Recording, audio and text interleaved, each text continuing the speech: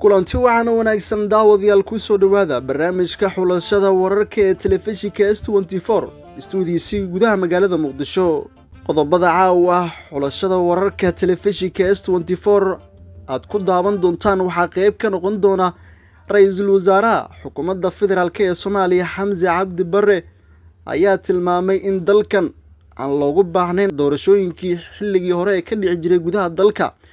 doorasho dadban meel waqti loogu hayo ma lahan walaalaha siyaasiyiinta ay weli ku fikiraya waxaan u dirayaa fariin ahi ummadda Soomaaliyeed waxay aaday doorasho qof yacada waa sidoo tilmaamay Ra'iisul Wasaaraha Xukuumadda Federaalka ee Soomaaliya Xamse Cabdi Barre. doorasho dadban meel hadda waqti loogu hayo oo lagaga sheekeeyo inay jirto u malayn maayo ma filayo shacabka iyo dawladda reer Koonfur Galbeed ee hogaamiyahoodu uu ku joogo doorasho toos loo soo doortay oo gudoonkooda baarlamaanka ku joogo oo golahooda wakiiladu ku joogaan inay aqbali doonaan xildhibaanka qaran baanu doorasho dadban nagaga imanaya inay aqbali doonaan u malayn maayo. marka waa waxaan isku jinsi ahayn oo suurtagal ahayn sidaa darteed walaalaha yar ee dhowrka qof ah ee Soomaaliyeed ee siyaasiyiinta ah ee wali meeshaas aad moodo inay kaga dhagan tahay waxaan u dirayaa risaalad ah waa kuwan ummadii Soomaaliyeed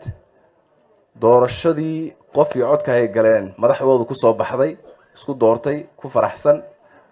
cid kasta oo international community-ga iyo beesha caalamka iyo saaxiibada iyo cid kasta oo Soomaaliya doorashadeeda rabta inay ka hadasho waxay ila tahay ayaga la rabaa inay ka jawaabaan haddii ay meeshaan hadda suurtagal ay ka tahay doorasho dadban iyo haddii kale. waxay dhahaan dalku nabad maaha doorasho dadban mooyee doorasho toosi kama suurtoobayso. hadday sidaa ahayd doodu dawaatan haddaba waan u joognaa waa u fadhinaa iyadoo 13 degmo iyo ilaa deegaano kale oo degmo ahayn ay ka dhacday doorasho qof fiicada madaxi ku soo baxday hal qof ku dhimanin hal qof ku dhaawacmin hal qof lagu dharbaaxin hal qof waxba lagu geysan deedna la isku doortay iyadoo la isku jecel yahay axzaab ku tartameen aad arkayseen axzaabtii coalition ka sameysanaysay uu walaalkay Cabdifataax Geesay uu xisbi gudoomiye halkan uga yahay haddana uu coalition galay oo xisbiga hadda xaakimka ah deegaankan runtii waxaan rabaa inaan hambaliyada aan ku daro runtii inaan u hambaliyeeyo JSP oo runtii ku guuleysatay boqolkiiba 51 yani dawladaha Afrikaanka iyo adduunka kale markay hadda doorashooyinka galeen waxay axzaabta xukuntaay waxay ka hadlaan boqolkiiba 90 boqolkiiba 97 boqolkiiba 80 laakiin JSP boqolkiiba 51 ay ku guuleysatay boqolkiiba 51 gaas waxay u suurtagelisay inay dhisto dawladii oo ay hogaamiyihii ay maxaan ku dhahaa oo ayada ka yimaado. dhinaca kale hay'adda sirdoonka iyo nabad sugidda qaranka ee NISA ayaa magaalada Muqdisho maanta garoonka Aadan Cadde ka soo dejisay laba eedeysane oo lagu soo qabtay hub sharci darro iyadoo dawladda Soomaaliya ay sheegtay in maxkamadda awoodda u leh ay markaasi la kori doonto. dhinaca kale wasiirka gaashaandhigga Xukuumadda Federaalka ee Soomaaliya iyo taliyaha ciidanka xoogga Soomaaliya ayaa gaaray deegaanka Hub Cadur oo hoostaga magaalada Ceeldheer ee gobolka Galgaduud ee bartamaha Soomaaliya oo dhawaan markaasi ay ka saareen xubnaha ka tirsan Al-Shabaab oo muddo halkaasi maamulayay. mahad celiyo Cadur uga mahad celino halgankii gumaysidiidka ahaa halgankii la dagaalanka argagixisada iyo doorkii ay ka qaateen ilaa maanta ay u taagan yihiin marka hore uga mahad celiyo. xaqiiqada marka laga hadlo deegaankan wuxuu ahaa deegaan ku suntan la dagaalanka argagixisada. ummadda Soomaaliyeed horumar ma gaarayso hadaan argagixisa laga xoreyn. maanta oo halkan aan joogno oo aan warsanaysaan isbitaal oo aan warsanaysaan dugsi oo aan warsanaysaan iskuul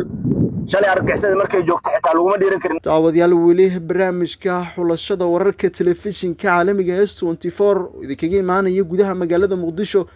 ayaan weli ku guda jirnay. dhinaca kale dowladda federaalka ee Soomaaliya ayaa shaacisay in aan madaxda dowlad goboleedyada loogu yeerin madaxweyne sida maanta uu sheegay wasiirka arrimaha gudaha ee Soomaaliya xilli uu ku sugnaa magaalada Baydhabo ee xarunta ku meelgaarka u ah maamulka Koonfur Galbeed xilli halkaasi ay ka socotay munaasabada ee markaasi lagu caleema saarayay hogaamiyaha Koonfur Galbeed. madaxweynaha Hirshabeelle iyo muxuu ahaa waqooyi bari iyo magacan galabta halkaas kala caraabaysa wax kale oo aad la tagi doontaan ma jiro kuwa maqan oo jidiya jahadiidkaana waa u qorantahay iyagana. waxaan kale rabaa inaan xuso magacan hogaamiye waa magac qiimo badan la weey aad buu qiimo badan yahay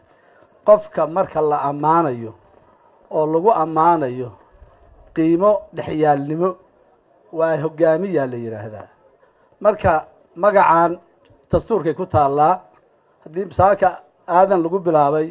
dhammaan waa la wada yahay mid maqan iyo mid jooga waa hogaamiye wax kale u yeeritaana mar haday dastuurkii gashay ma jiro. khiyaarta joogto awal magacan caadeysatay oo madaxweynaha Hirshabeelle iyo muxuu ahaa waqooyi bari iyo magacan galabta halkaas kala caraabaysa wax kale oo aad la tagi doontaan ma jiro kuwa maqan oo jidiya jahadiidkaana waa u qorantahay iyagana taasaa u qoran sidaa weey. ugu dambeyntii dowladda federaalka ee Soomaaliya iyo madasha mustaqbalka ee mucaaradka ayaa maalinta berito la filaya in markaasi uu ka qabsoomo magaalada Muqdisho. waxaa beri taariikhdu ay tahay 7 July lagu wadaa in uu markaa ka dhaco shir u dhexeeya dowladda federaalka ee Soomaaliya iyo sidoo kale madasha mustaqbalka ka oo markaasi ay garwadeeno ay ka yihiin dowladda Turkiga ee markaasi taageerta arrimaha siyaasadda ee gudaha dalkan. wafdi ka socda magaalada Ankara ayaa lagu wadaa in saacadaha soo aadan ay markaasi ka soo degaan magaalada Muqdisho si ay markaasi ugu qayb qaataan wadaxaajoodka dowladda federaalka ee Soomaaliya iyo sidoo kale mucaaradka ee markaasi ka soo horjeeda xanaanka siyaasadeed ee xilligan ee markaasi Xasan Sheekh Maxamuud iyo sidoo kale xukuumaddiisa. weli barnaamijka ayaa dhageysanaysaan ama la socotaan daawadayaal. waxaa sidoo kale markaasi qabsoomay kulamo gaargaar ah oo dowladda Turkiga ay la qaadatay madaxda dowladda federaalka ee Soomaaliya iyo sidoo kale madasha mustaqbalka ay ka wada hadleen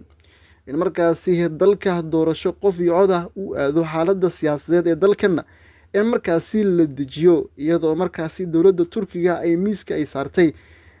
qodob yahay in dalkan uu aado doorasho ay markaasi loo dhan yahay oo markaasi ay tahay midda qof iyo codka oo markaasi dowladda Xasan Sheekh Maxamuud